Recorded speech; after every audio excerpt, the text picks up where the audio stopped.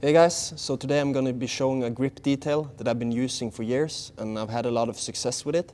And by doing the grip this way, I've been able to control bigger people and preventing them from putting pressure.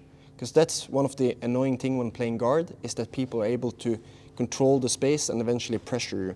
And it can be a pain in the ass if you constantly have to use energy to push. So with this grip, you'll be able to control distance without using too much energy as well. So that's the benefit of this grip. So let's get into it. Okay, so a common misconception whenever you're holding the collar grip is that people think you need to go very deep. So they apply a very deep grip. The problem with this is that if he puts pressure now, I have to bench press him away and I have to use a lot of energy. And especially if he's bigger than me and he's very consistent with pressure, I'm going to get tired by battling him like this. Because eventually, gravity and his body weight going to beat my arms.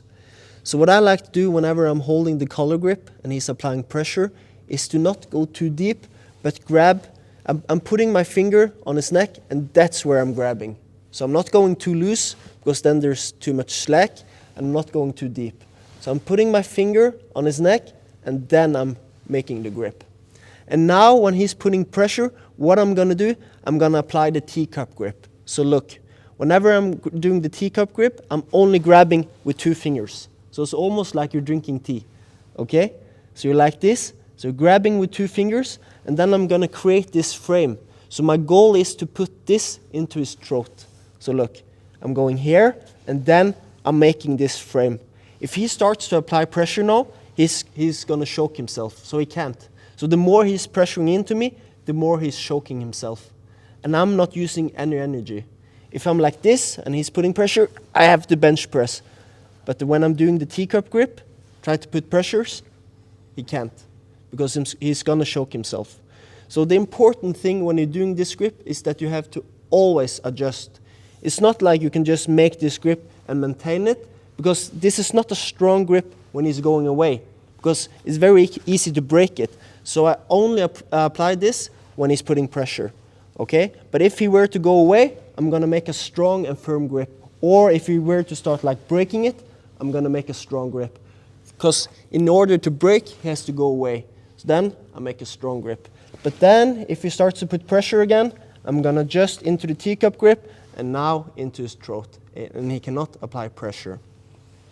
And as I said earlier, the cool thing about it, it can be applied in any position where you're holding the collar. So let's see.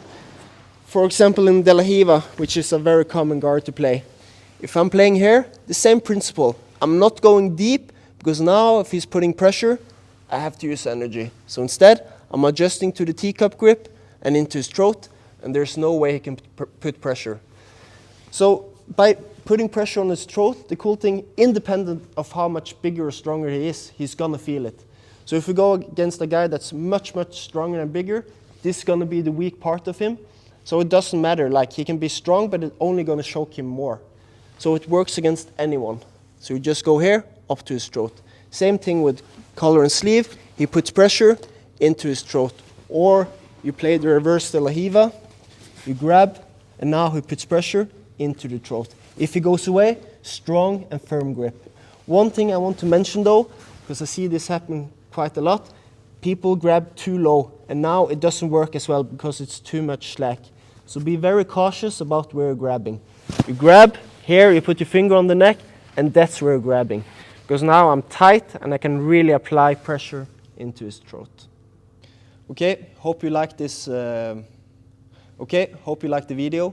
Please like the video, comment and subscribe to my channel. I'm going to be way more consistent with the content, so I'm going to be uploading a lot of videos. So let me know if you have any ideas of what you want me to cover.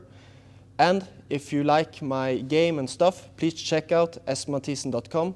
I've made my first instructional where I'm covering the Berimbolo, but I'm going to make tons of instructional in the future, so stay tuned.